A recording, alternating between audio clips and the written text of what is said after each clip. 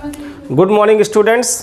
कल हम लोग क्लास 12th की फिजिक्स का फर्स्ट यूनिट स्टार्ट कर चुके थे, जिसका हमने लेक्चर फर्स्ट लिया था, जिसमें हमने चार्ज की बेसिक प्रॉपर्टी के बारे में आपको बताया था और चार्ज का मास के साथ क्या रिलेशन होता है वो सब आपने कल सीखा था। अब उसी के आगे कंटिन्यू हम करते हैं। हमने आपसे कुछ पूछना चाहता हूँ, आज मैं आपसे कुछ पूछना चाहता हूँ। कल जो आपको पढ़ाया गया था उसमें आपको कितना पता है ये बताइए कि चार्ज है क्या। तो चार्ज क्या बताओगे कि किसी भी बॉडी का एक ऐसा प्रॉपर्टी जिसके कारण वह दूसरे बॉडी को अपने तरफ अट्रैक्ट करे या तो रिपल करे, उसको हम लोग क्या बोलते हैं? चार्ज। क्या बोलते हैं बच्चों? चार्ज बोलते हैं। और चार्ज कितने प्रकार के होते हैं? तो चार्ज होते हैं दो प्रकार के। तो चार्ज दो प्रकार का होता है, एक होता है आपका पॉजिटिव चार्ज और दूसरा क्या होता है आपका नेगेटिव चार्ज होता है ना। पॉजिटिव चार्ज अगर दो पॉजिटिव हैं, मतलब लाइक चार्ज हैं, तो एक दूसरे को रिपल करेंगे, और अगर एक पॉजिटिव एक नेगेटिव अनलाइक चार्ज हैं तो एक दूसरे को अट्रैक्ट करेंगे। ये छोटी छोटी बातें हमने चार्ज के बारे में ढेर सारी पढ़ रखी थी कल। चार्ज कंजर्व होता है, चार्ज क्वांटाइज्ड होता है, चार्ज एडिटिव नेचर का होता है, ठीक है, यह स्केलर क्वांटिटी होता है। और हमने क्या पढ़ा था कि दो चार्जेज के बीच में अट्रैक्शन या रिपल्सन फोर्स कार्य करता है। और मैंने क्या पढ़ा था कि चार्ज जो है वो वेलोसिटी से इंडिपेंडेंट होता है, वेलोसिटी का उस पर कोई इफेक्ट नहीं पड़ता है। यानी कि मैंने आवेश की बात कर रहा हूँ, मैं थोड़ा हिंदी में बोलना चाहूँगा कि मैं आवेश की बात कर रहा हूँ। तो आवेश संरक्षित होता है, आवेश क्वांटीकृत होता है, आवेश योज्यता के नियम का पालन करता है, आवेश एक अदिश राशि होता है, और आवेश की मूलभूत इकाई इलेक्ट्रॉन होती है जिसका आवेश 1.6 × 10⁻⁻19 कूलाम होता है। साथ ही मैंने बताया था कि आवेश वेग से इंडिपेंडेंट होता है, वेग पर निर्भर नहीं करता है। यानी कि अगर वस्तु का वेग बढ़ेगा तो उससे आवेश को कोई फर्क नहीं पड़ता है। और दो वस्तुओं के बीच में जो बल लगता है, दो आवेशों के बीच में जो बल कार्य करता है वो या तो आकर्षण बल होगा या तो गुरुत्वाकर्षण बल होगा। कल ऐसी कुछ छोटी छोटी बातें हम लोगों ने देखा था। और साथ ही हमने बहुत ही खूबसूरत इलेक्ट्रोस्टैटिक सीरीज पढ़ी थी। क्या पढ़ी थी? इलेक्ट्रोस्टैटिक सीरीज कि जब एक वस्तु को दूसरे वस्तु के साथ रगड़ा जाता है तो किस वस्तु में धनावेश आएगा, किस वस्तु में ऋणावेश आएगा। यह एक बच्चों के मन में बहुत बड़ा क्वेश्चन होता था कि बच्चे भूल जाते थे इसको याद करने के लिए कि एक वस्तु को दूसरे वस्तु से रगड़ा गया, मान लो प्लास्टिक को ऊन से रगड़ा गया, तो किस में धनावेश आएगा, किस में ऋणावेश आएगा। तो यहाँ पर हम लोगों ने उस चीज़ को अच्छे से क्लियर किया हुआ है। कल के लेक्चर में अगर उसको देखोगे अच्छे से तो आई थिंक लास्ट में जब लेक्चर पहुँचता है तो वहाँ मैंने एक स्टोरी के माध्यम से इसको सुनाया हुआ है। उस स्टोरी को अगर आपको याद कर लोगे तो आपको अच्छे से पता रहेगा कि दो बॉडी को आपस में रगड़ने से किस में धनावेश आता है और किस में ऋणावेश आता है। चलिए आवेश के मात्रक के बारे में अगर हम बात करें तो आवेश का एसआई मात्रक क्या होता है? कूलाम। क्या होता है बच्चों?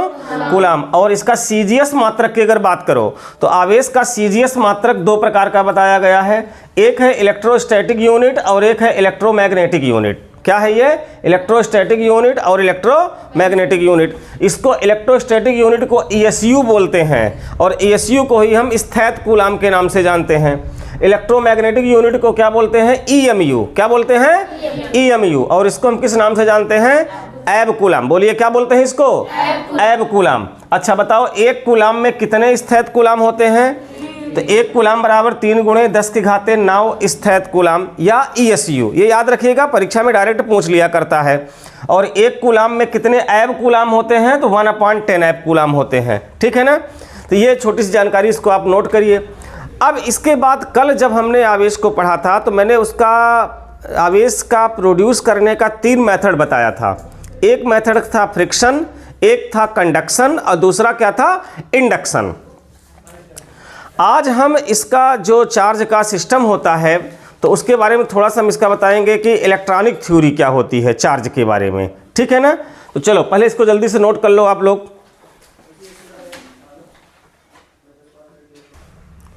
तो इलेक्ट्रॉनिक थ्योरी ऑफ चार्ज क्या बताती है? इलेक्ट्रॉनिक थ्योरी ऑफ चार्ज को अगर थोड़ा समझेंगे आप तो जितनी भी वस्तुएं हैं वो सब का सब क्या है बच्चों? मैटर है। वो सब का सब क्या है? मैटर है। और मैटर किससे मिलकर के बना होता है? तो आप कहोगे मॉलिक्यूल से। मैटर किससे मिलकर बना होता है? यानी सब का सब पदार्थ है। और सारे के सारे पदार्थ किससे मिलकर बने होते हैं? अणुओं से।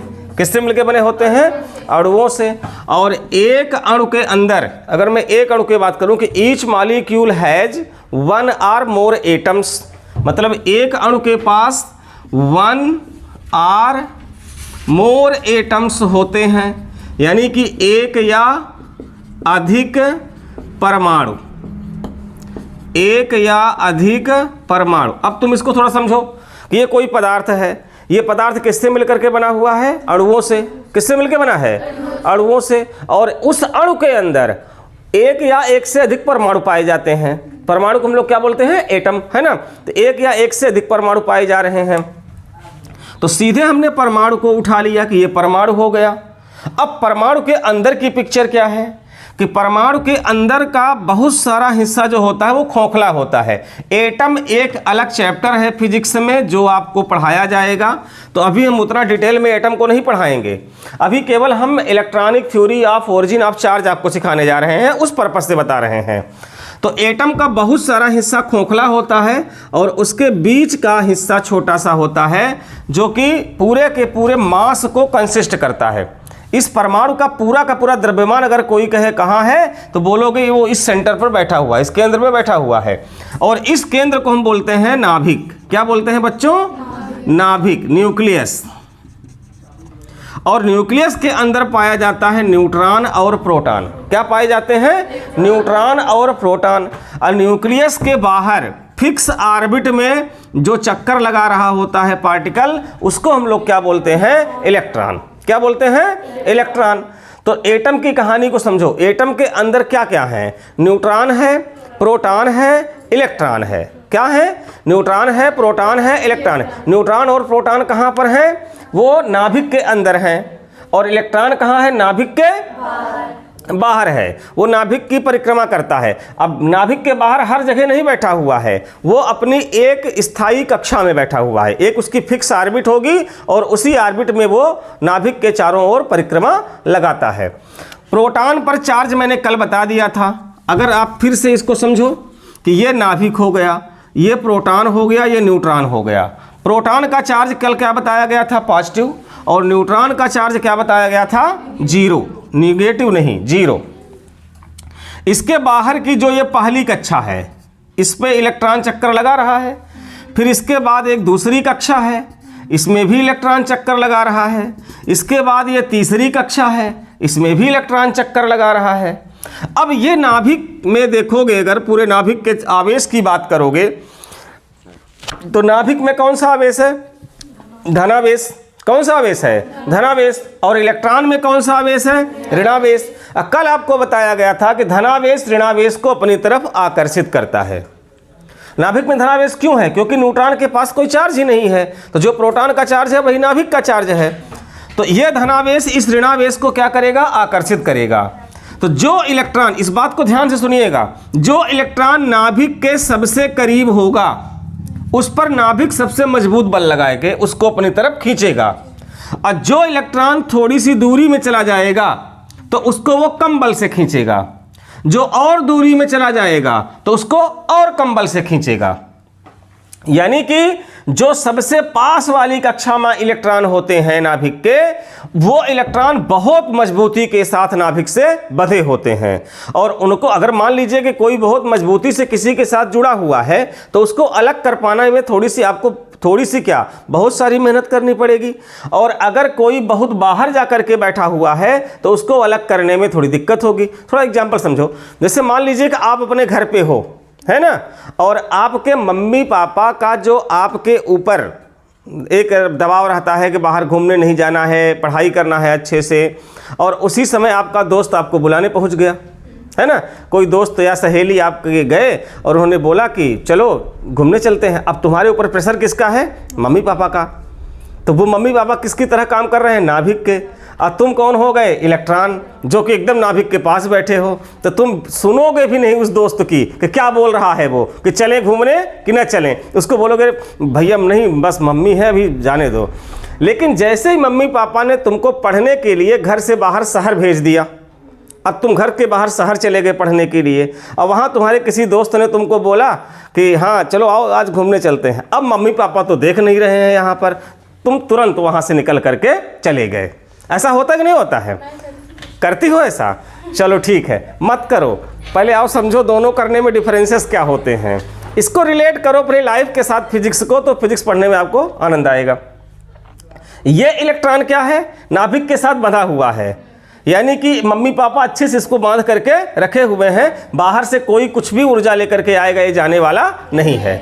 और ये वाला बाहर पढ़ने चला गया है ना, तो इसको किसी दोस्त ने फ़ोन किया, कोई बुलाया, तो सोचा कौन मम्मी पापा देख रहे हैं यहाँ पर, यानी जो इनकी बॉन्डिंग है, जिसके साथ ये बंधे हुए थे, वो बॉन्डिंग क्या हो गई? कम हो गई, वो कमज़ोर थी, इसलिए ये ईजिली निकल करके चले जाते हैं। तो इलेक्ट्रॉन कितने प्रकार के हो गए? 2 प्रकार के। एक को हम बोलते हैं बंध इलेक्ट्रॉन या बद्ध इलेक्ट्रॉन कहते हैं, बॉन्ड इलेक्ट्रॉन। क्या कहते हैं बच्चों? Bond electron. और एक को हम कहते हैं फ्री इलेक्ट्रॉन, मुक्त इलेक्ट्रॉन, मुक्त इलेक्ट्रॉन। अब आपको खुद समझ में आ गया होगा कौन सा बॉन्ड इलेक्ट्रॉन है और कौन सा फ्री इलेक्ट्रॉन है। जैसे मैंने 1 2 3 इलेक्ट्रॉनों के नाम दे दिए, बताओ कौन सा बॉन्ड इलेक्ट्रॉन है? फर्स्ट वाला। और कौन सा फ्री इलेक्ट्रॉन है? थर्ड वाला। थर्ड वाला इजीली क्या करेगा? चला जाएगा बाहर, और ये वाला नहीं जाएगा। समझ में आ गई है बात? तो इसलिए इसको क्या बोलेंगे? फ्री इलेक्ट्रॉन, इसको क्या बोलेंगे? Bond electron. जब 2 वस्तुओं को आपस में रगड़ा गया जब 2 वस्तुओं को आपस में रगड़ा गया, तो एक बॉडी से इलेक्ट्रॉन निकल के कहीं गए दूसरे बॉडी में, तो आप इस दिमाग को क्लियर कर लो, ये थ्योरी क्या बोलती है? इलेक्ट्रॉनिक थ्योरी या ऑरिजिन ऑफ चार्ज क्या बोलती है? कि ये जो बॉन्ड इलेक्ट्रॉन है, ये निकल करके नहीं जाते हैं। जो फ्री इलेक्ट्रॉन, आवारा वाला इलेक्ट्रॉन था, ऐरा गैरा घूम रहा था, वही वाला सरफेस को छोड़ करके बाहर निकल जाता है, वही बाहर निकलता है। तो रिस्पॉन्सिबिलिटी कौन लेता है बाहर निकलने के लिए? Free electron. बॉन्ड इलेक्ट्रॉन नाभिक को छोड़ करके या अपनी ऑर्बिट को छोड़ करके बाहर नहीं जा पाता है। और जब ये इलेक्ट्रॉन बाहर निकल करके चला गया, तो बॉडी क्या हो गई? चार्ज हो गई। अगर बाहर से कहीं से इसमें इलेक्ट्रॉन आ गए, तो वो भी बॉडी क्या हो गई? चार्ज हो गई। तो बॉडी चार्ज होगी। अगर इलेक्ट्रॉन निकल करके चला गया है तो पॉजिटिव, इलेक्ट्रॉन अंदर आ गया है तो क्या हो जाएगा? निगेटिव। अब कल आपको ये भी बताया गया था कि इलेक्ट्रॉन का कुछ न कुछ मास है, तो अगर इलेक्ट्रॉन निकलेगा तो बॉडी का मास बढ़ेगा या घटेगा? बताइए।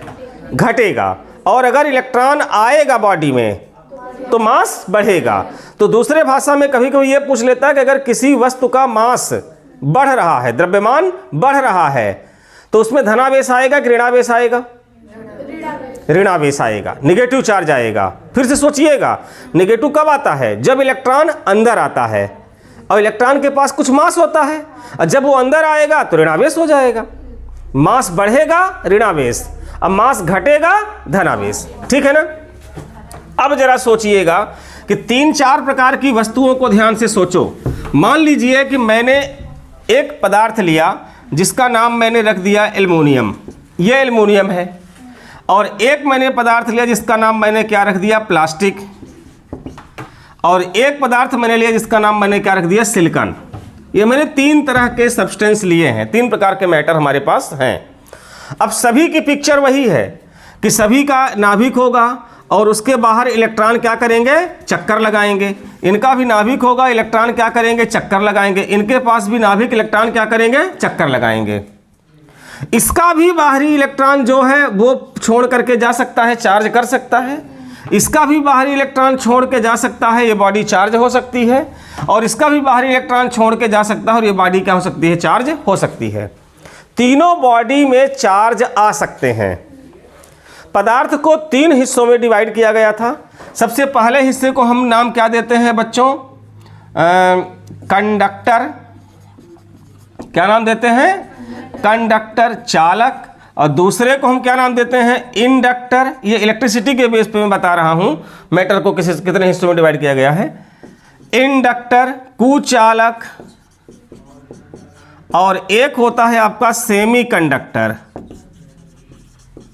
सेमी कंडक्टर जिसको हम क्या बोलते हैं? अर्धचालक। थोड़ा समझना इसकी पिक्चर क्या है। कहने का मतलब यह हुआ कि इसमें भी फ्री इलेक्ट्रॉन है, इसमें भी फ्री इलेक्ट्रॉन है, इसमें भी फ्री इलेक्ट्रॉन है, तीनों में फ्री इलेक्ट्रॉन है। लेकिन ये चालक, कुचालक, अर्धचालक 3 नाम क्यों पड़े? अगर जिस बॉडी का फ्री इलेक्ट्रॉन उसकी सरफेस पर चले तो उसको बोलोगे चालक, और जिसमें न चले, फ्री इलेक्ट्रॉन है लेकिन वो बॉडी में चल नहीं रहा है, तो उसको क्या बोलोगे? कुचालक। आ तो गया लेकिन वो किसी काम का नहीं है, वो चल नहीं रहा है, और चलेगा नहीं तो इलेक्ट्रिसिटी प्रोड्यूस नहीं कर पाएगा, इलेक्ट्रिक करंट प्रोड्यूस नहीं कर पाएगा, तो उसको क्या बोलोगे? कुचालक।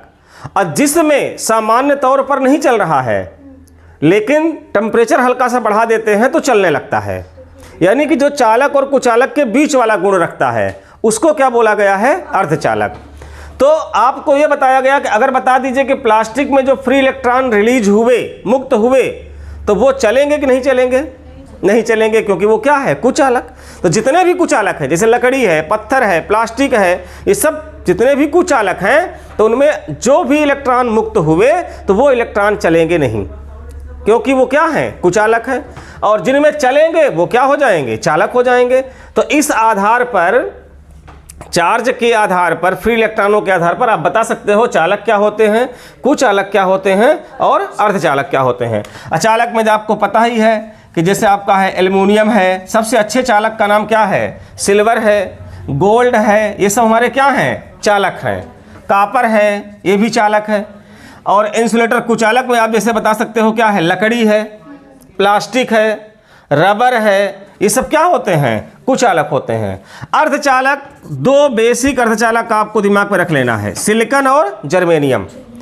सिलिकॉन और जर्मेनियम ये दो प्रमुख अर्धचालक हैं। बाकी अर्धचालक और भी आपको मिलेंगे जो कि डोप्ड करके बनाए जाते हैं डोपिंग के माध्यम से, लेकिन दो बेसिक जो अर्धचालक हमारे पास है वो कौन है? सिलिकॉन और जर्मेनियम। सिलिकॉन और जर्मेनियम। अगर एग्जाम्पल में पूछेगा कि निम्न में से कौन सा अर्धचालक है, 4 ऑप्शन दे दिया, कापर, एल्यूमिनियम, सिल्वर, लकड़ी। कोई नहीं था ना? कोई नहीं था ना इसमें से, लेकिन बोल दिए सिल्वर। मैंने पूछा अर्धचालक कौन सा है, तो सुना भी करो। क्या करो? सुना भी करो। निम्न में से कौन सा अर्धचालक है, प्रश्न आ गया। निम्न में से कौन सा अर्धचालक है? ऑप्शन ए आ गया तुम्हारा एल्युमिनियम, ऑप्शन बी आ गया सिल्वर, ऑप्शन सी आ गया सिलिकॉन, ऑप्शन डी आ गया कापर। पक्का ना? हाँ, अगर मैंने आपको ऐसा पूछा तो आप इस हिसाब से बता सकते हो। खैर, अर्धचालक नाम का भी एक चैप्टर पूरा लास्ट में मिलेगा, उसको भी आप पढ़ोगे, पूरी डिटेल में पढ़ोगे, इसलिए ज़्यादा यहाँ पर भी समय नहीं दूंगा। तो इलेक्ट्रॉनिक थ्योरी जो होती है, ओरिजिन ऑफ चार्ज की समझ में आ गई कि प्रत्येक मैटर किससे मिलकर बना होता है? मॉलिक्यूल से। मॉलिक्यूल के अंदर एक या एक से अधिक परमाणु होते हैं। अब परमाणु के अंदर क्या होता है? नाभिक होता है। नाभिक के अंदर न्यूट्रॉन और प्रोटॉन होते हैं, और नाभिक के बाहर इलेक्ट्रॉन चक्कर लगाते हैं। जो इलेक्ट्रॉन नाभिक के पास वाली कक्षा में चक्कर लगा रहे होते हैं उनको हम क्या बोलते हैं? Bond electron. और जो उससे दूर वाली कक्षा, सबसे दूर लास्ट वाली कक्षा में चक्कर लगाते उसको क्या बोलते हैं? Free electron. और जब एक बॉडी दूसरे बॉडी के कांटेक्ट में आती है तो फ्री इलेक्ट्रॉन वाला लालच में उस बॉडी में चला जाता है, उसके पास भाग जाता है। यानी कि जितने फोर्स के साथ न्यूक्लियस ने बांध के रखा था, अगर समझ में नहीं आ रहा है तो ऐसे समझो, ये न्यूक्लियस था और ये ऑर्बिट थी तमाम। अब ये न्यूक्लियस ने अलग अलग फोर्स के साथ बांधा है। मान लीजिए इसको न्यूक्लियस ने बांधा है 10 न्यूटन के साथ, इसको बांधा है 5 न्यूटन के साथ, इसको बांधा है 3 न्यूटन के साथ। या एनर्जी के हिसाब से बात करो कि इसके पास 10 जूल की एनर्जी है, बांध के रखा हुआ है, ये 5 जूल की एनर्जी से और ये 2 जूल की एनर्जी से। बाहर से तुमने कोई चीज़ यहाँ पर ले आए इसको निकालने के लिए, तुम अगर 1 जूल की ऊर्जा लाते हो तो क्या ये निकल पाएगा? नहीं निकलेगा। 1.5 जूल की लाओगे तो क्या निकल पाएगा? नहीं लाएगा। जैसे ही 2 जूल की ऊर्जा दोगे तो बाहर निकल जाएगा। तो इसको बाहर निकालने के लिए जितने ऊर्जा की आवश्यकता होती है उस ऊर्जा को एक नाम दिया गया है, उसको बोलते हैं कार्यफलन। क्या बोलते हैं बच्चों? कार्यफलन, वर्क फंक्शन। वर्क फंक्शन कि किसी भी इलेक्ट्रॉन को उसकी सतह पर मुक्त करने के लिए जो न्यूनतम ऊर्जा की आवश्यकता होती है उसे हम उसका क्या बोलते हैं? कार्यफलन बोलते हैं। तो ये समझ सकते हो कहाँ से कितना ये हो रहा है, ठीक है ना? तो ये आपका था electronic theory of origin of charge. तो चलिए अब हम लोग देखते हैं कि अगर दो आवेश हैं तो उनके बीच में फोर्स क्या काम करता है, इसको कूलाम ने बताया था, कूलाम्स। चलो ये समझने के पहले तुम समझ लो कि नेचर में फोर्स कितने प्रकार के होते हैं। ध्यान से सुनिएगा, नेचर में कुल कितने प्रकार के फोर्स बताए गए हैं। मैं आपसे एक प्रश्न ही पूछ लेता हूँ, how many type of force in nature, प्रकृति में कुल कितने प्रकार के बल बताए गए हैं। प्रकृति में कितने प्रकार के बल, मेरे राइटिंग पर मत जाइएगा, थोड़ी गंदी रहेगी, मेरे शब्दों को सुनिएगा, कुछ ना कुछ आपको वहाँ से क्लियर हो जाएगा और थोड़ा बहुत अपने से मिला करके लिख लेना। तो प्रकृति में बेसिकली 4 प्रकार के बल बताए गए हैं। कितने प्रकार के बताए गए हैं बच्चों? 4 प्रकार के। सबसे पहले बल को हम लोग बोलते हैं गुरुत्वाकर्षण बल, ग्रेविटेशन फोर्स। क्या बोलते हैं? Gravitational force. इसको हिंदी में कहते हैं गुरुत्वाकर्षण बल। और दूसरा जो होता है उसको हम बोलते हैं इलेक्ट्रोमैग्नेटिक फोर्स, विद्युत चुंबकीय बल, विद्युत चुंबकीय बल। और तीसरा हमारा होता है strong nuclear force, strong nuclear force, प्रबल नाभिकीय बल, प्रबल नाभिकीय बल। और चौथा होता है वीक न्यूक्लियर फोर्स, दुर्बल नाभिकीय बल, दुर्बल नाभिकीय बल। नेचर में कुल यही 4 प्रकार के फोर्स हैं, इसके अलावा कोई फोर्स प्रकृति में नहीं पाया जाता है। गुरुत्वाकर्षण बल, विद्युत चुंबकीय बल, प्रबल नाभिकीय बल, दुर्बल नाभिकीय बल। आपको लगता होगा कि और बल हैं, जैसे घर्षण बल हो गया, श्यानता का बल हो गया, है ना। जितने भी बल आप जान रहे हो तो वो बल इन्हीं में से किसी न किसी टाइप के बनेंगे, इन्हीं में से किसी न किसी टाइप के बनेंगे। अब समझ लेना थोड़ा कैसे बनेंगे कि अगर एक बॉडी दूसरे बॉडी को अपनी तरफ अट्रैक्ट कर रही है तो उनके बीच जो फोर्स लगेगा वो गुरुत्वाकर्षण हो जाएगा। और चार्ज बॉडी में अगर यही फोर्स लग रहा है तो उसको हम विद्युत बल बोल देंगे, है ना। और विद्युत के साथ मैंने चुंबकीय भी जोड़ा हुआ है कि अगर किसी बॉडी में चुंबकीय प्रॉपर्टी है तो उनके बीच चुंबकीय बल कार्य करेगा। और परमाणु के अंदर जो नाभिक अपने आप को बांध के रखा हुआ है तो उसको बोलते हैं नाभिकीय बल। ये एक ही बल है, दोनों को अगर कहो एक भाषा में तो न्यूक्लियर फोर्स। तो 4 ठो पढ़ने से अच्छा है 3 ठो पढ़ें, ग्रेविटेशनल फोर्स, इलेक्ट्रोमैग्नेटिक फोर्स और न्यूक्लियर फोर्स। फिर न्यूक्लियर फोर्स को कैटेगराइज कर दिया गया कि स्ट्रांग न्यूक्लियर और वीक न्यूक्लियर फोर्स। न्यूक्लियस अपने को कैसे बांध करके रखा हुआ है। तो अब अगर मैं आपसे पूछूं कि इन सभी बलों में से सबसे मजबूत बल कौन सा है और सबसे कमज़ोर बल कौन सा है, तो इसको थोड़ा एक्सपेरिमेंट से मैं समझा देता हूं आपको। जैसे मान लीजिए कि मैंने इसको क्या किया कि अपने बाल में ऐसे रगड़ा, और जब मैं इसको, चलो बाल में मत रगड़ो अभी, इसका चार्ज मैंने ख़त्म कर दिया। ये बॉडी रखी है, मैंने इसको नीचे ऐसे यहाँ से छोड़ दिया तो ये कहाँ गिर गई? नीचे। यानी पृथ्वी ने इसको अपनी तरफ क्या किया? खींच लिया। तो पृथ्वी ने इस पर कौन सा बल लगाया? ग्रेविटेशन फोर्स लगाया, गुरुत्वाकर्षण बल लगाया। तो कहने का तात्पर्य यह हुआ कि यह एक मास था और पृथ्वी एक मास थी, और 2 मासेस के बीच में कौन सा फोर्स कार्य करता है? गुरुत्वाकर्षण बल कार्य करता है, ग्रेविटेशन फोर्स कार्य करता है। तो प्रश्न यह उठता है कि इसने पृथ्वी को अपनी तरफ क्यों नहीं खींचा? पृथ्वी ने ही इसको अपनी तरफ क्यों खींच लिया? तो जवाब क्या है कि जिस बॉडी का मास ज़्यादा होगा वही अट्रैक्ट करेगा हल्के वाले मास की बॉडी को। तो इसका द्रव्यमान हल्का था, पृथ्वी का द्रव्यमान ज़्यादा था, इसलिए इसने पृथ्वी को क्या किया? खींच लिया। अब मैं एक छोटा सा पेपर लेता हूँ, ये मैंने एक छोटा सा पेपर लिया है ना। अब इस पेपर को मैंने क्या किया कि छोड़ दिया, इसको भी पृथ्वी ने अपनी तरफ क्या किया? खींच लिया। इसको भी पृथ्वी ने अपनी तरफ क्या किया, खींच लिया। यानी इसके और पृथ्वी के बीच में गुरुत्वाकर्षण बल कार्य किया। मैंने यहाँ पर हल्का सा गोंद लगा दिया, और गोंद लगा करके इसको ऐसे चिपका दिया। कुछ भी करके हल्का सा चिपक जाओ महाराज, कुछ भी करके मान लो चिपका लो। यहाँ गोंद नहीं थी, जबरदस्ती कर रहा था, तो इसको ऐसे चिपका दिया मैंने गोंद से, मान लो थोड़ी देर के लिए। तो क्या ये नीचे गिरेगा? क्या ये कागज का टुकड़ा नीचे गिरेगा? नहीं गिरेगा। तो अब सोचिएगा कि पहले ये नीचे गिर जा रहा था, अब नीचे नहीं गिर रहा है।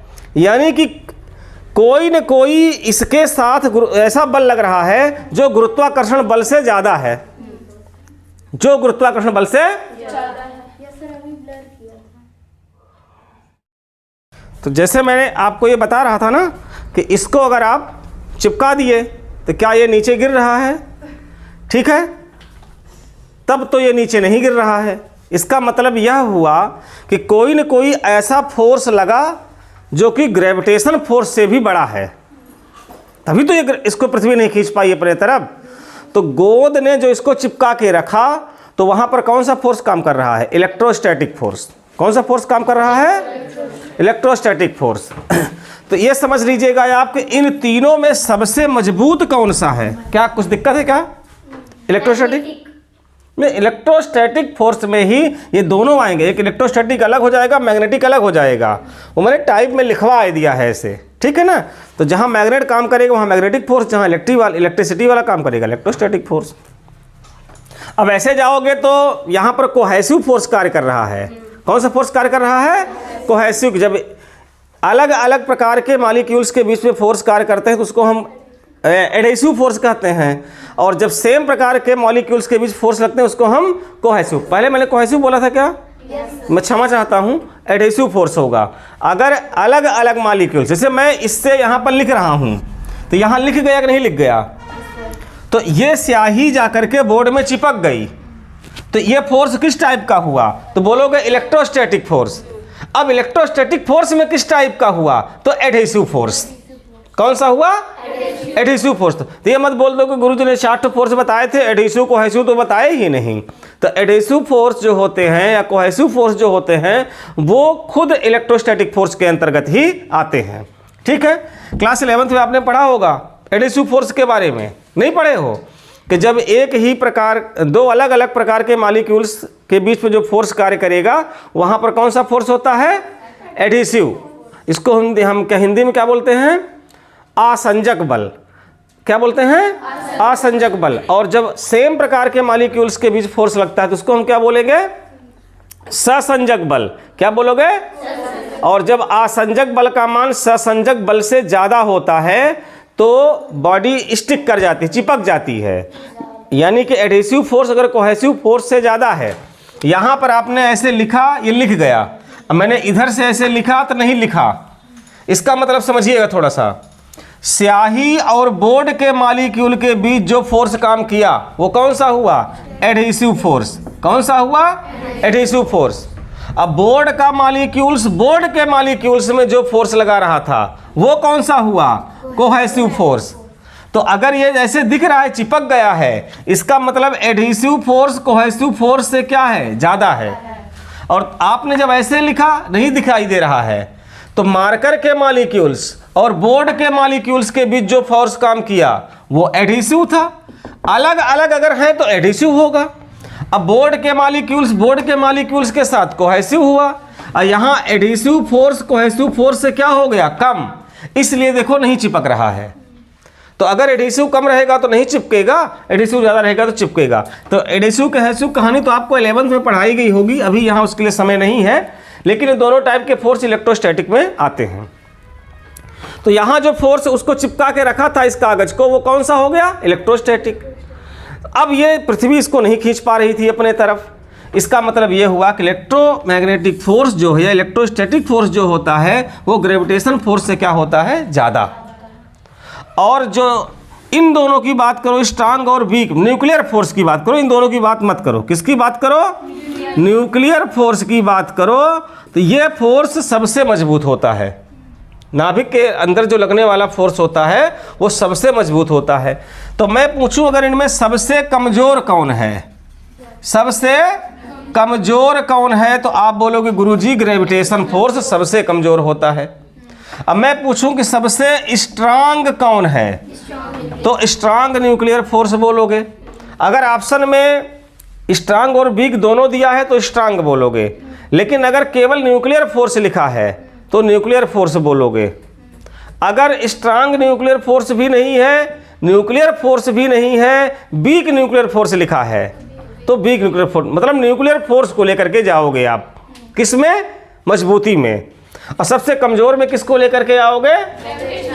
ग्रेविटेशन फोर्स को लेकर के आओगे। तो ठीक है ना, ये क्या था? बल के बारे में। हम यहाँ जिस फोर्स को पढ़ने जा रहे हैं, जो कूलाम ने बताया था, वो इलेक्ट्रोस्टैटिक फोर्स के बारे में बताया हुआ है। तो हमारी अगली हेडिंग क्या है?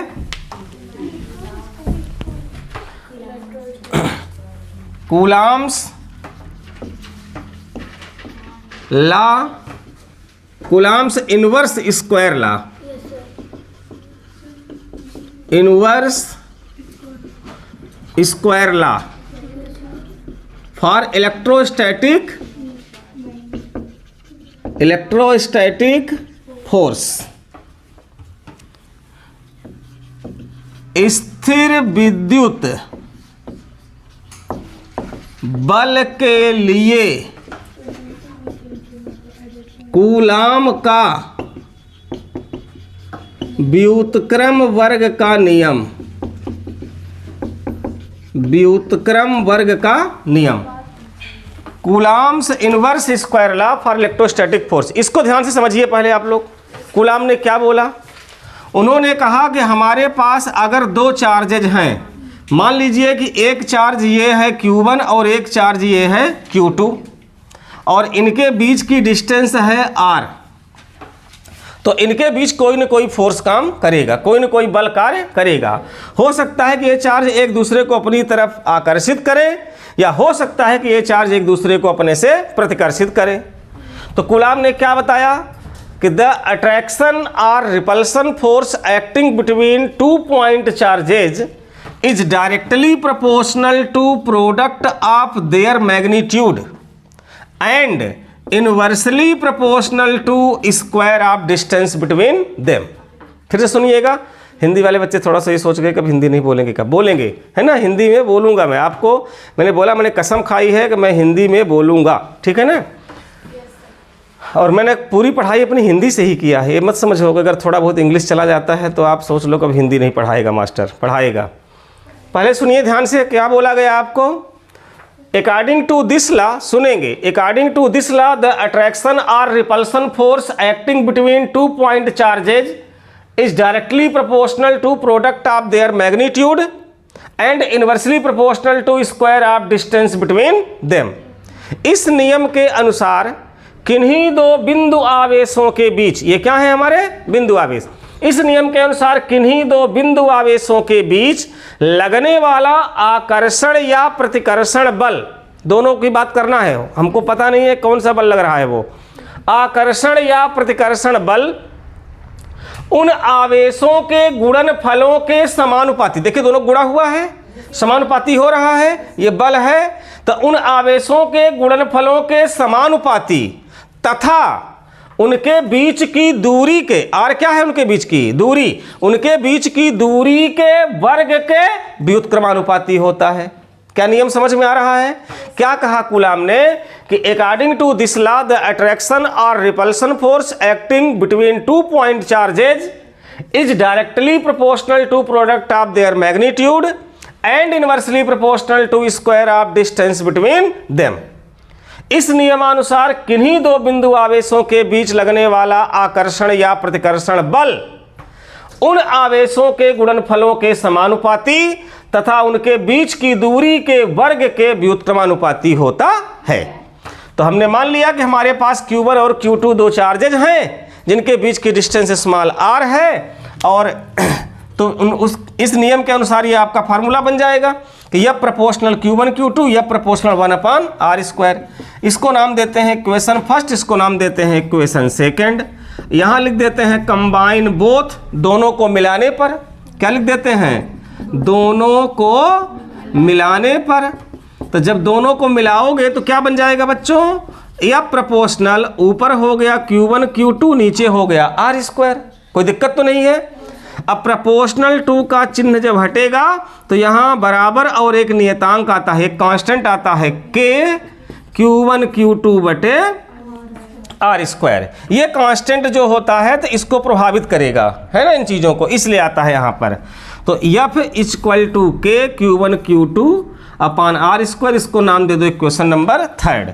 यहाँ बता सकते हो कि where K is a constant which is called, which, एक minute, where K is a constant which is depend on measurement system, which is depend on measurement system, जहाँ K एक नियतांक है जिसका मान मापन पद्धतियों पर निर्भर करता है। SI पद्धति में, इन SI सिस्टम, याद रखिएगा SI सिस्टम में K की वैल्यू होती है 1/4 पाई एप्सिलॉन 0। कितनी होती है? पढ़ो इसको, 1/4 पाई एप्सिलॉन नॉट। पढ़िए, 1/4 पाई एप्सिलॉन नॉट। और इसकी न्यूमेरिकल वैल्यू होती है 9 × 10⁹। न्यूमेरिकल वैल्यू कितनी होती है? 9 × 10। याद रखिएगा SI सिस्टम में K का मान 1/4 पाई एप्सिलॉन नॉट और 1/4 पाई एप्सिलॉन नॉट की वैल्यू 9 × 10⁹। तो चल के K का मान यहाँ रख दीजिए, तो F = मिलेगा 1/4 pi epsilon not Q1 Q2 upon R²। और SI सिस्टम में बल का मात्रक क्या होता है? न्यूटन। SI सिस्टम में बल का मात्रक क्या होता है? न्यूटन। चलिए अब CGS सिस्टम की बात कर लेते हैं। इन CGS सिस्टम, पहले समझने का प्रयास करिए, लिखिए मत।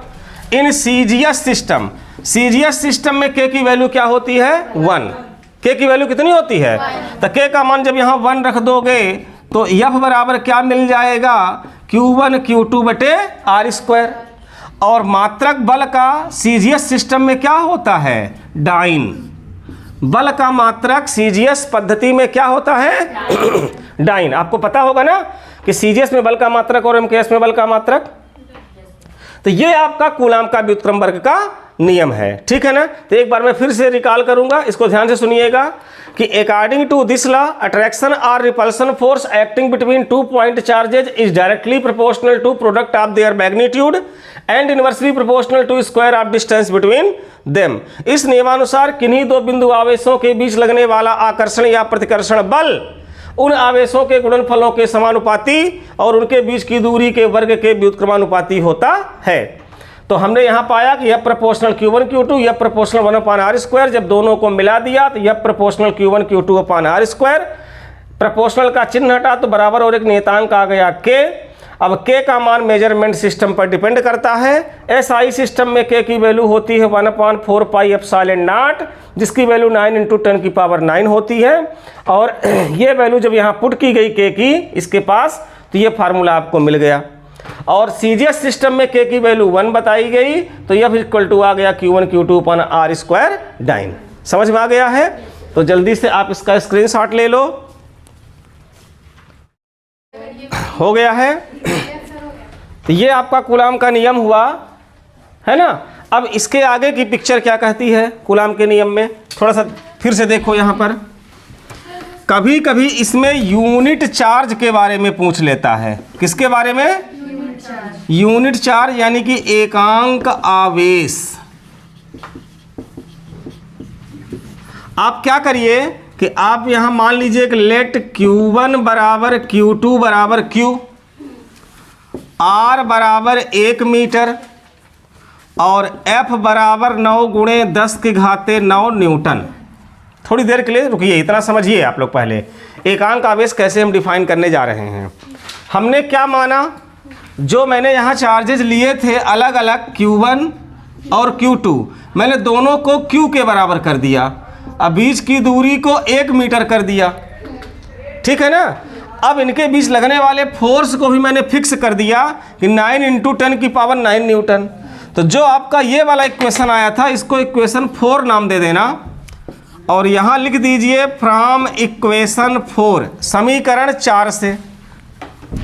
तो समीकरण 4 में ये वैल्यू जब रखोगे तो देखो ध्यान से, जहाँ एफ है वहाँ क्या लिखोगे, 9 गुणे 10 की घाते 9, और 1/4 पाई एप्सिलॉन 0 की वैल्यू भी 9 गुणे 10 की घाते 9। अब Q1 का मान क्या है Q, और Q2 का भी मान क्या है Q, और R का मान क्या है 1। तो ये देखो पूरा का पूरा इससे कैंसिल हो गया, तो इधर बचा 1 और उधर बचा Q²/1। तो इसका मल्टीप्लाई कर दोगे तो Q² बराबर क्या आ गया 1, तो Q बराबर क्या आ गया +-1। Q कितना आ गया, Q क्या है आवेश, उसका मान कितना आया 1, इसीलिए उसको हम क्या बोलेंगे एकांक आवेश। Q क्या है आवेश, Q क्या है आवेश, और उसकी वैल्यू कितनी आई 1, इसलिए उसको हम क्या बोलेंगे एकांक आवेश। ठीक है ना। अब ये कैसे आया ये समझिए कि यहाँ पर दोनों आवेशों को कैसे लिया गया, सेम सजातीय किया गया। जब दोनों बराबर हो गए तो आवेश कैसे हो गए सजातीय। उनके बीच की दूरी कितनी हो गई 1 मीटर, और लगने वाला बल कैसा हो गया 9 गुणे 10 की घाते 9। और जब सजातीय आवेश होंगे तो बल कैसा होगा आकर्षण या प्रतिकर्षण, तो प्रतिकर्षण होगा। सजातीय में क्या होगा प्रतिकर्षण होगा। तो जब दो सजातीय आवेश, ध्यान से सुनिए, जब दो सजातीय आवेश एक दूसरे से 1 मीटर की दूरी पर स्थित हों और उनके बीच 9 गुणे 10 की घाते 9 न्यूटन का प्रतिकर्षण बल कार्य करता हो, तो प्रत्येक आवेश को एकांक आवेश कहते हैं। फिर सुनिए, बराबर है तो सजातीय कह सकते हो ना। जब दो सजातीय आवेश एक दूसरे से 1 मीटर की दूरी पर स्थित हों और उनके बीच 9 गुणे 10 की घाते 9 न्यूटन का प्रतिकर्षण बल कार्य करता हो, तो प्रत्येक आवेश को एकांक आवेश कहते हैं। इफ टू लाइक चार्जेज, ध्यान से सुनिए, if two like charges are placed 1 meter distance apart from each other and repulsion force acting between them is 9 × 10⁹ Newton, then each charge is called unit charge। जो आपने लिखा उसी को शब्दों में बता दो। क्या लिखा आपने कि if two like charges are placed 1 meter distance apart from each other and repulsion force acting between them is 9 × 10⁹ Newton, then each charge is called unit charge। ठीक है, तो इसकी यूनिट चार्ज की डिफिनेशन आप घर से लिख के लाइएगा, ये आपका होमवर्क रहेगा, मैंने आपको समझा दिया है। और कल की क्लास में हम इसके आगे इसका जो परमिटिविटी ऑफ फ्री स्पेस है और इसका वेक्टर फॉर्म क्या होता है ना, और कुछ इससे जुड़े हुए न्यूमेरिकल्स आपको बताएंगे। ठीक है बच्चों, आज के लिए इतना ही रखते हैं। और अगर आपको मज़ा आ रहा होगा तो वीडियो देखने के बाद इसको शेयर करिए और अपने दोस्तों को बताइए। जितना ज़्यादा आप बताओगे उतना मेरा भी लाभ होगा। मेरा अगर लाभ होगा तो मेरा मन लगेगा पढ़ाने में, और मेरा अगर मन लगेगा पढ़ाने में तो आपका भी मन लगेगा। धन्यवाद।